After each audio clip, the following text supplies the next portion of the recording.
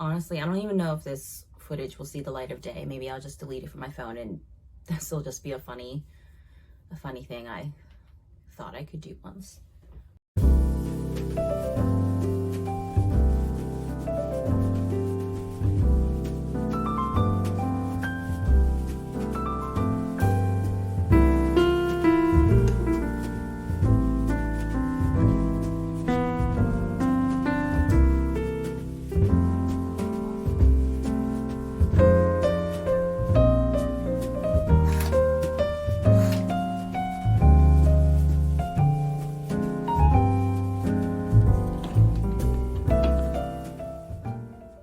Good morning, everyone.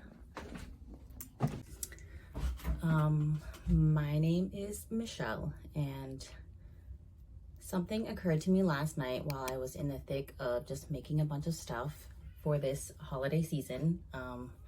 For your reference, we are approaching December 1st, so I am in the thick of holiday season right now. I've got a lot of projects, a lot of things that I'm trying to work through, and I thought this would be a great time to just why not start your YouTube channel?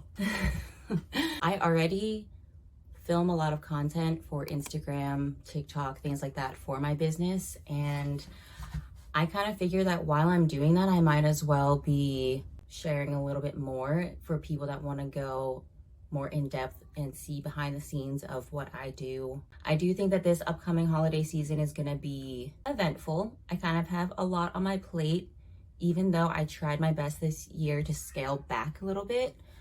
I am starting this YouTube channel in tandem with starting another YouTube channel, actually, with my partner.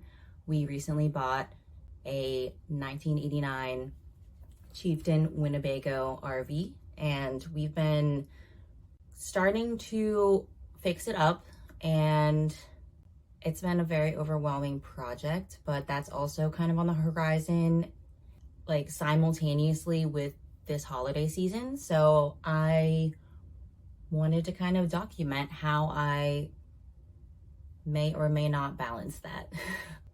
Oh, here's Ollie making an appearance for the first video. This is my kitty, my baby boy. You're gonna see a lot of him and hear a lot about him, and also see probably a lot of cats in these videos because I live with 3 of them and I work from home, so they're kind of all consuming, and they are the ones I hang out with the most. So I hope you enjoy cats. So yeah, today I need to go to the post office at some point after I pack up orders, and then I need to go to Jewelers Row to drop off some waxes to my casting guy. I need to finish a couple customs, which I'm going to show you very soon. All right, let's pause for a second. Hello, current day Michelle popping in here to let you know what I forgot to include in this current video. The whole purpose of me filming this video is I'm gonna try to show you a little bit more behind the scenes of how I make these custom etched house pieces from start to finish, because they're pretty labor intensive, they're pretty detailed and intricate, but I've been really enjoying making them, and I wanted to share a little bit more behind the scenes of my process with you. So I hope you enjoy, and let me know if you have any questions. Okay, let's start on this list.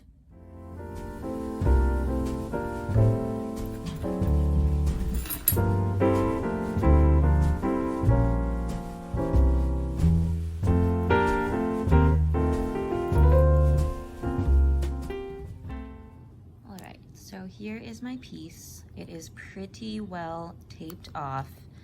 As you can see, I taped off the entire back and around the house. The masking tape, the packing tape acts as a resist, as well as the Sharpie acts as a resist on there. And those are the places where the metal will not etch. And then the places that are free of tape and free of ink, that's where the ferric chloride will etch away. And yeah, let's go put it in the bath.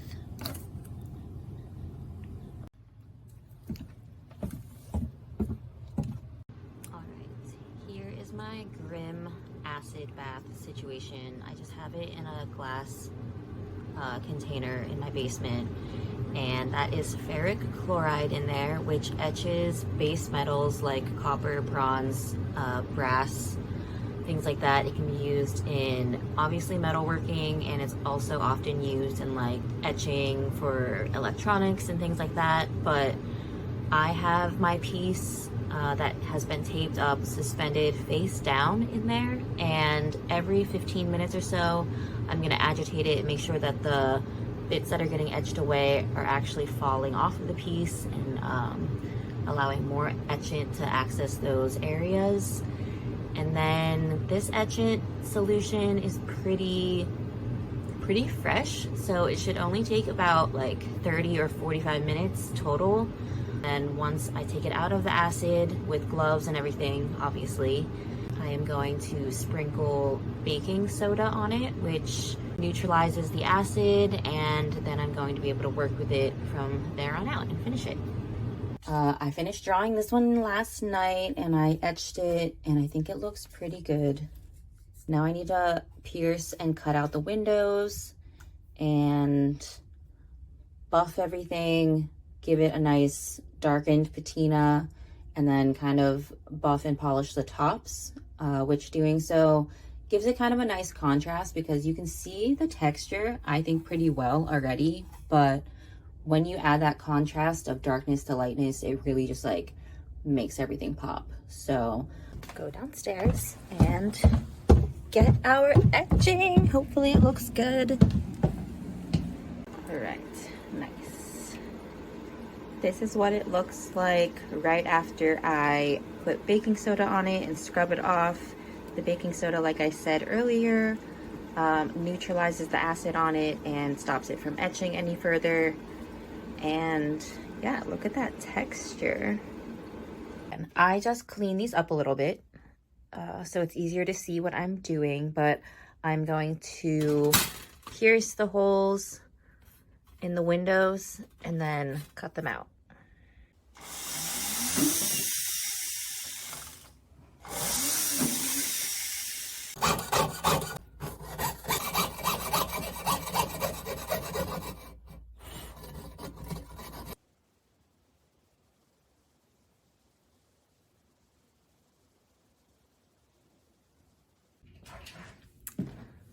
Hello, good morning everyone.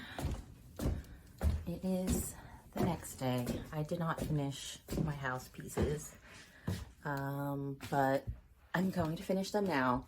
That is my first thing on my to-do list. I don't have that much left to do. I just need to solder on some rings onto the backs of each of them so that they can be hung on walls, and then buff them up, do my finishing touches, put the patina on, and then I need to pack and ship them.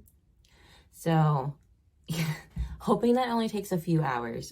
This is what I have from yesterday. This one's pretty much done. I already cut out all the things that I can. And I also need to cut out the windows for this, which I don't know why. This one took me forever last night. I have a lot of things to cut out. Let me see. 12.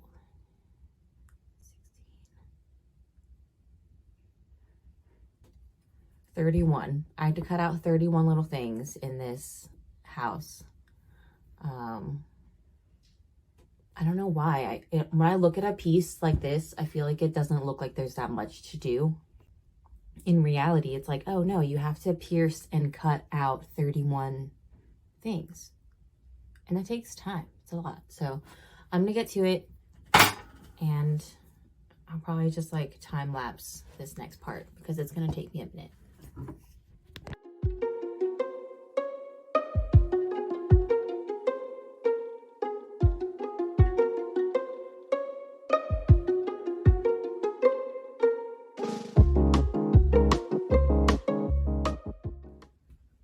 Okay, I finished. It ended up being 32 piercings because I forgot the little part for the front door. But that took me close to an hour, just under 1 hour to cut out all of those things. And yeah, just gives you an idea of how long that took. And for your reference, this is about 4 by 4 inches. So it's not that big. Okay, so I have my 2 pieces. I just need to solder on these jump rings. These are 18 gauge jump rings that I just tacked on with my Orion welder, just because for precision and like for level purposes, I wanted them to be in a specific spot and I didn't want to have to struggle with it once I was trying to solder them. So I'm going to reinforce this by soldering it completely and it'll be nice and sturdy. And then I just got to finish it up. Okay, since I'm soldering something a little bit larger, I'm gonna open my window. I'm gonna use my vent fan, even though it's kind of chilly outside. Safety first. So that goes in my window, and then this vent here goes to my station. My soldering station. Okay.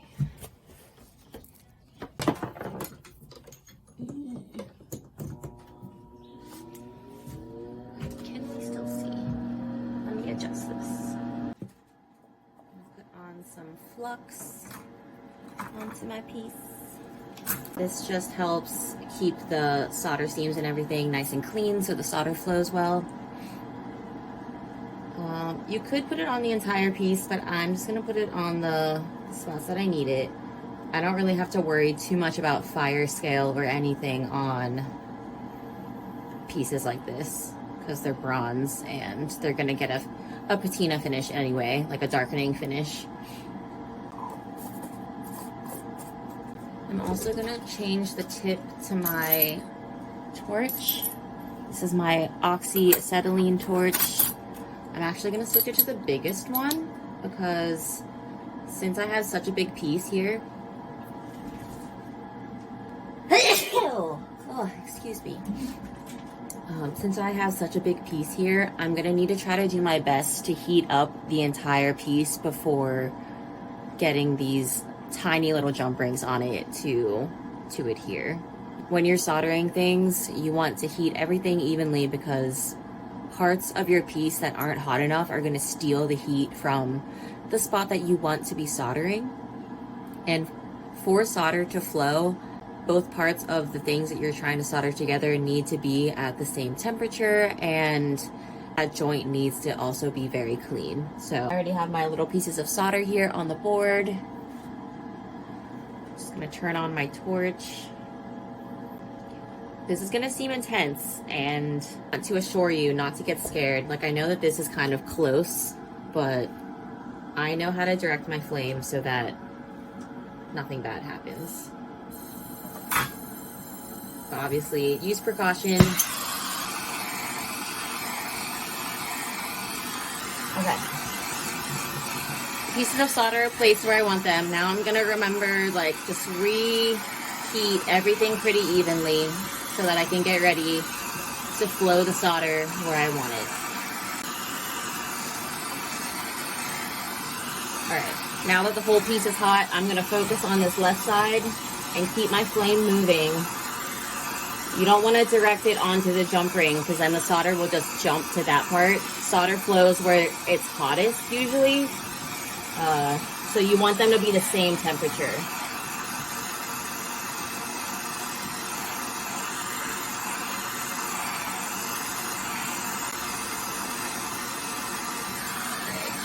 Saw that one flow.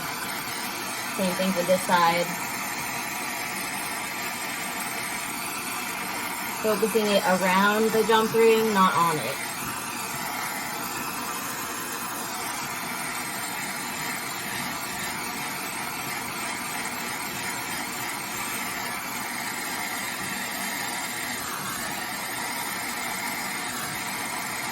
There it goes. Okay, I have buffed my surfaces and now they are ready for the patina. I just put them on the edge like this. I try my best to make it flat because this patina takes a minute to build up in color.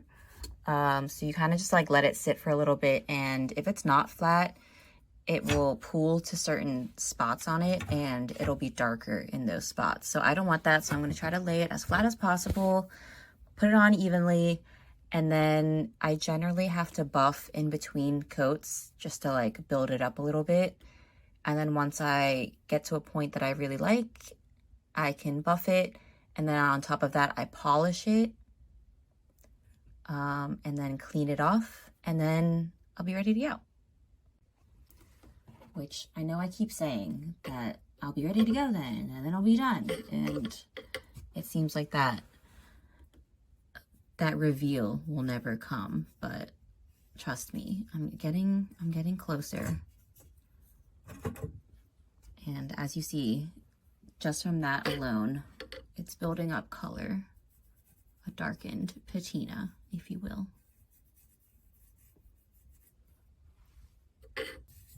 Really gonna make all of those details pop really well. And yeah, we'll see what it looks like. Okay, this is it after one coat. As you can see, it got pretty dark.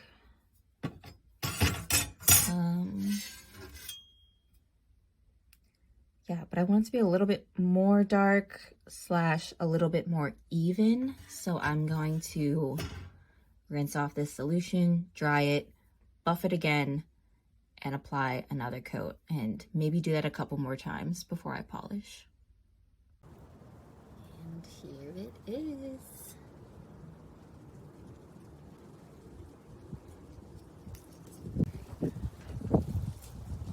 Kind of hard to see.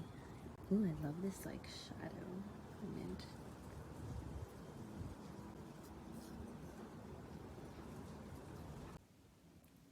Here's a view of it inside. The lighting definitely changes how it looks, but I feel like if you get close enough and you see the details, that doesn't really matter as much. Love it. A sunny shot of it. Wow. So much texture. And here is the smaller one. Remember, this one is like 4x4 and the other one's about like 6x8 actually.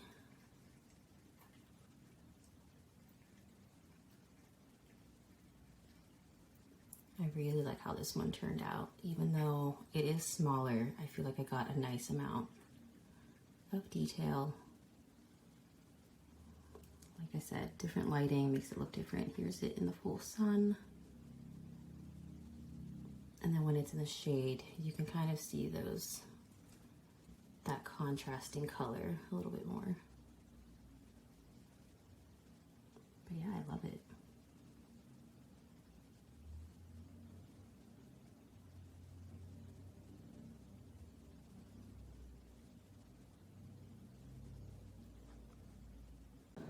Okay, so that was a busy day and a half or so trying to get those pieces ready, but now that they're done, I'm going to go box them up, ship them, and yeah, hopefully the people love them, and hopefully it was worth the wait.